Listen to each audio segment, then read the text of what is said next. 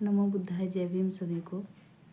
और वीडियो को स्किप करके मत देखना, क्योंकि ज़्यादा काट छाट मैं करूँगी ना, सीधी सीधी ही वीडियो बनाऊँगी। तो बाबा साहेब क्या कहते हैं कि संविधान भीम जी का बलिदान है, संविधान भीम जी का बलिदान है, संविधान देश वालों का ईमान है, और संविधान इंसानों का भगवान है, और बहुजन के हाथों में का आसमान है, बहुजन के हाथों में आसमान है, और भारत की शान है, भारत की शान है, भीम जी तुम्हारा संविधान है। और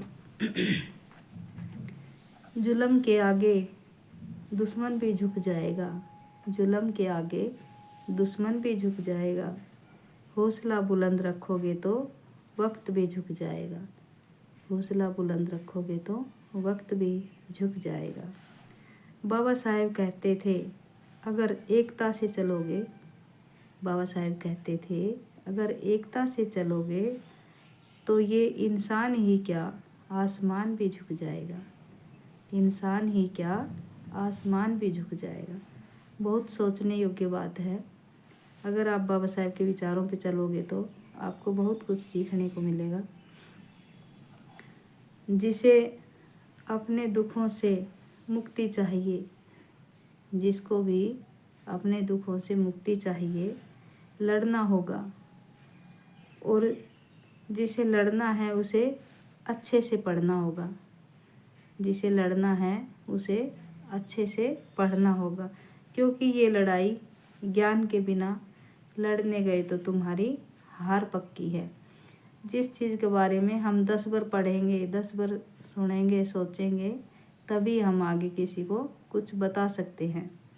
तो ये बहुत सोचने समझने वाली बात है। आगे कहते हैं कि देश का राष्ट्रपति एक दलित हो सकता है, देश का राष्ट्रपति एक दलित हो सकता है ये, और परंतु लेकिन एक मंदिर का पुजारी एक दलित नहीं हो सकता। फिर से बोलूँगी, देश का राष्ट्रपति एक दलित हो सकता है, लेकिन एक मंदिर का पुजारी एक दलित नहीं हो सकता। और राष्ट्रपति बनने की देन संविधान की है, राष्ट्रपति बनने की देन संविधान की है। राष्ट्रपति है, मुख्यमंत्री है, प्रधानमंत्री है, जितने भी सांसद हैं, ये सब बाबा साहेब की देन है, संविधान की देन है। और जो मंदिर का पुजारी बनना है ना, वो धर्म की देन है, वो धर्म की देन है। और बाबा साहेब एक बार एक सभा से लौट रहे थे, तो किसी ने पूछा, बाबा साहेब आज तो आप बहुत खुश हो, इस खुशी का क्या राज है। बाबा साहेब ने कहा कि आज मैंने वो काम कर दिया है कि जो राजा का बेटा राजा बना करता था ना, वो आज के बाद नहीं बनेगा। एक वोट का सभी को हक अधिकार दिया है, राजा कोई भी बन सकता है, जो अच्छा काम करेगा वो ही देश चलाएगा।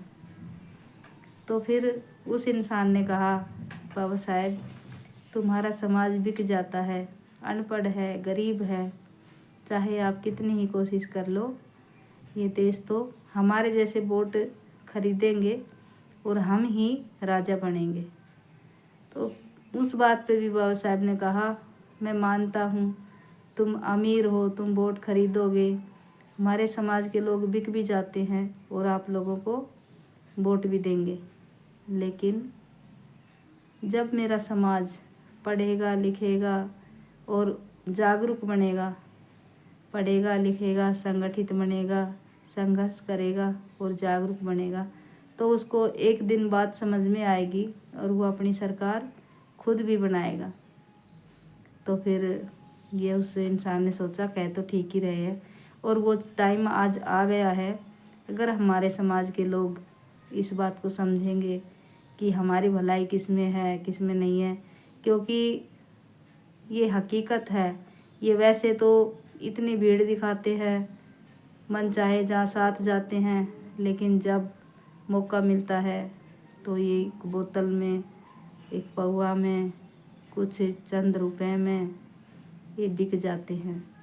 और ये पूरे 5 साल 10 साल के लिए वो बीज बो देते हैं जो इनको काटना मुश्किल हो जाता है।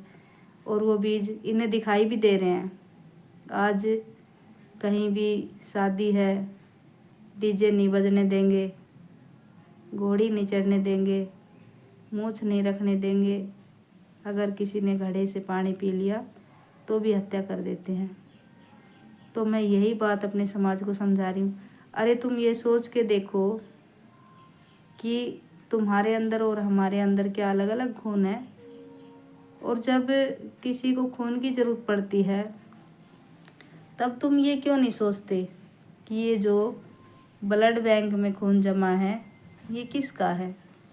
तब तुम कैसे उस खून को लेके चढ़वा लेते हो। जब भी उन लोगों से पता किया करो कि ये खून किसी दलित समाज का तो नहीं है, दलित जाति का तो नहीं है। तो और रही बात, जब तक ये समाज जागरूक नहीं होगा तब तक ऐसे ही इनको घोड़ी पे भी नहीं चढ़ने देंगे, डीजे भी नहीं बजने देंगे। अब मैंने पीछे सी एक ऐसी घटना देखी कि एक लड़के की शादी थी, पूरा परिवार बहुत खुश था। और जब वो ससुराल पहुंच गए, बारात वहाँ पहुंच गई, तो वहाँ कुछ समाज के लोगों ने, ऊंचे जात के लोगों ने उनकी पिटाई कर दी। और इतनी ज़बरदस्त, मतलब इतना उनका खून बह रहा था कि मेरे से तो देखा भी नहीं गया। अरे थोड़ा बहुत इतना भी सोचना था। तुम्हारे गांव में तो ये बारात आई है, अगर किसी बहन बेटी की बारात आई है तो वो अपनी ही होती है। अगर ये सोचे कि भाई जिसकी भी बारात आई है, हमारे गांव में बारात आई है, तो वो हमारी बहन बेटी है, वो हमारे रिश्तेदार हैं। लेकिन नहीं, तुम्हारी हिम्मत कैसे हुई यहाँ डीजे लेके आने की। अरे फिर भी वहाँ पुलिस बुलाई, फिर भी वहाँ निकासी निकली, बारात चढ़ी। अगर तुम ऐसे ही रोकने वाले थे तो जब भी रोक के दिखाया हो तो इनको अकल तो आएगी।